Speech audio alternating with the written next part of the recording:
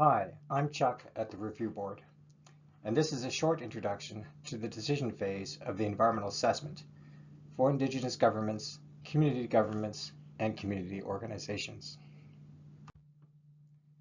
What is the report of environmental assessment? The main focus of the decision phase is the report of environmental assessment. This document is prepared by the Review Board to share its findings on if and how the project should go ahead.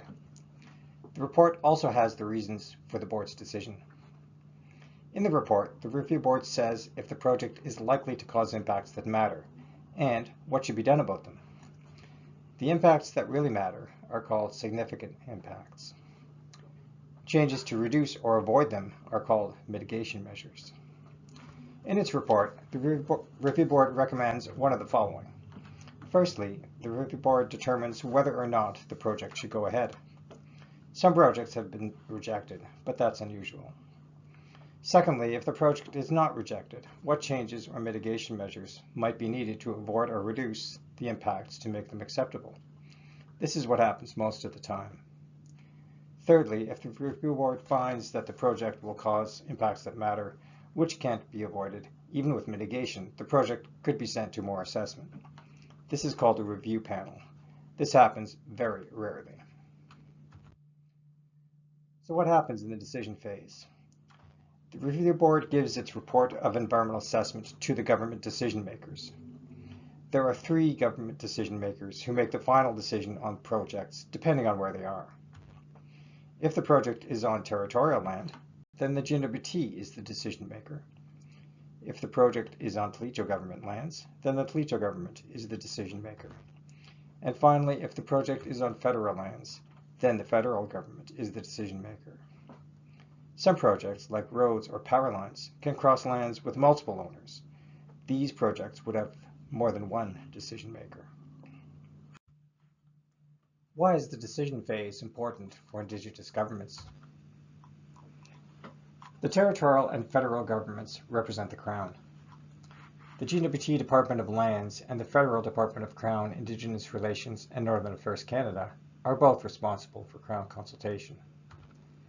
The Crown must consult with Indigenous governments and communities on the Review Board's recommendation in its report. This is required by law under Section 35 of the Constitution Act. During this, the Crown representatives will ask you whether you think the project could cause impacts to your treaty rights. That is the big question for you to consider in this phase.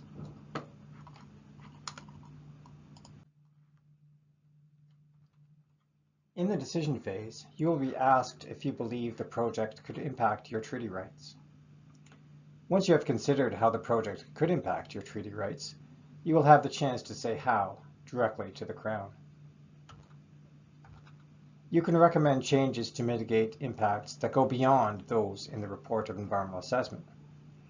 You can also state your views on if the Crown consultation was good enough during the environmental assessment. You will have several months to consider the Review Board's report and make your mind up about this before you tell the Crown your views. What else happens during the decision phase? Federal and territorial government decision makers usually have 5 months to consult with Indigenous governments to make a decision on the environmental assessment. They have 3 options. Firstly, they can accept the Review Board's report of environmental assessment recommendation along with any mitigation measures it contains to reduce or avoid the impacts. This is what happens most often. The second option is for the decision makers to accept the Review Board's recommendation but request that the Review Board change some parts of the mitigation measures. This happens rarely and only happens after they consult with you as an Indigenous government. The third option is for the decision makers to tell the Review Board to reconsider its entire recommendation. This is very rare. What is the Indigenous government's role in the decision phase? Indigenous governments and organizations need to study the Review Board's report to understand the board's findings and the reasons for its decision. Secondly, when the Review Board presents its report, you should attend this meeting. This is an informal meeting hosted by Review Board staff. They can help you understand the details in the report, and you can get answers to your questions. Indigenous governments should share the review board's findings and some of the more important mitigation measures with Chief and Council, other leadership, technical advisors, and community members. Most importantly, Indigenous governments can write to the Crown, describing any impacts to treaty rights from the project. This is the final consultation that's required under Section 35 of the Constitution Act. Finally, if the government decision maker asks the review board to change any measures or to reconsider its decision, you should take part in that process. Ultimately, your goal during the decision phase is to help the government make a fair decision that protects your treaty rights and what matters to you.